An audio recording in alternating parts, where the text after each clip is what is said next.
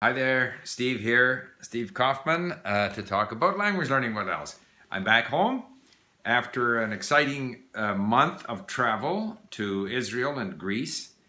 Uh, really enjoyed it. I enjoyed using my Greek to some extent. I was with another couple, as I said, a Chinese couple, so we were speaking a lot of Chinese in Greece.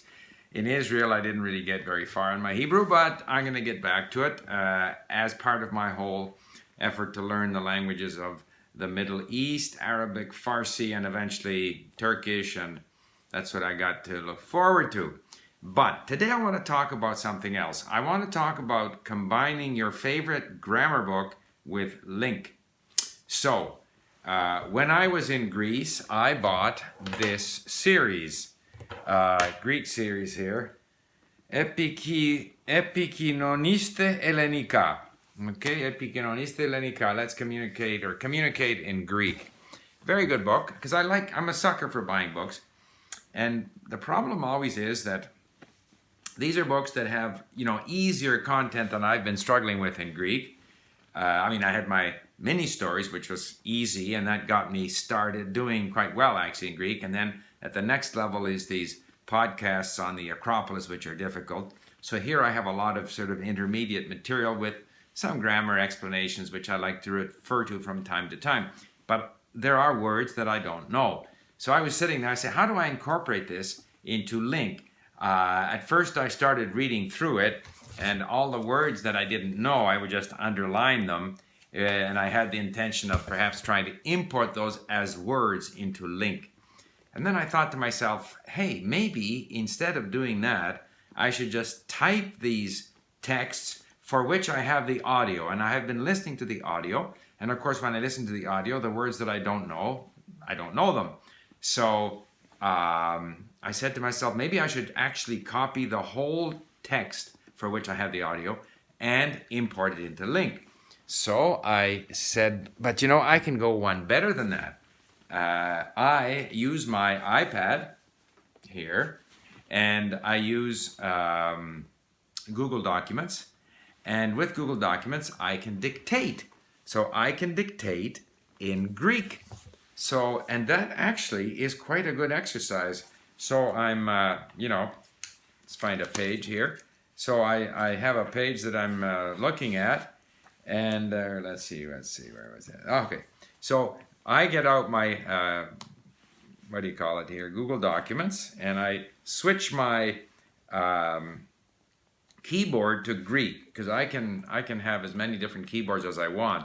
And what I didn't realize before was that to press on that little globe on your keyboard, if you hold it down, you'll see all of the different keyboards that you have. Like I have Chinese and Japanese and French and stuff. But then you can actually dictate, which is tremendously helpful, because then you don't have to worry about spelling, you don't have to worry about accents, you just dictate it. And it is surprisingly accurate. Occasionally you have to go in and change a few things. It's not only accurate, it's a little forgiving. So if you don't put the emphasis on the right word, it still seems to know what you're trying to say a lot of the time. So here I have, δεν το περίμενα από σένα. Η κορίσας άφησε το κλειδί της και βγήκε. Είπε ο υπάλληλος στην ρεσεψιόν. Ναι, υπάρχει και ένα blah blah blah. So at that speed, the dictation picks it up. And so I have now dictated 5 lessons from this book, for which I have the audio, and I've been listening to the audio. I have imported them into LingQ. So I read it, I dictate it. So that's giving me exposure to it. The words that I don't know, it doesn't matter, I can pronounce them. That's a very useful exercise. Then I get into LingQ and I read through it again. This time I click on the words that I don't know. In doing that, I come across a lot of words that were yellow and which I now know, so I move them to known. So that's another useful exercise. Now I've gone through this thing twice. When I listen to it again, I understand it so much better. So this is something I'm going to do. I'm going to go through, there's 3 books in this series. The first book is too easy, so I'm not going to do it there. But in book 2 and book 3, I'm going to go through, use dictation, get those,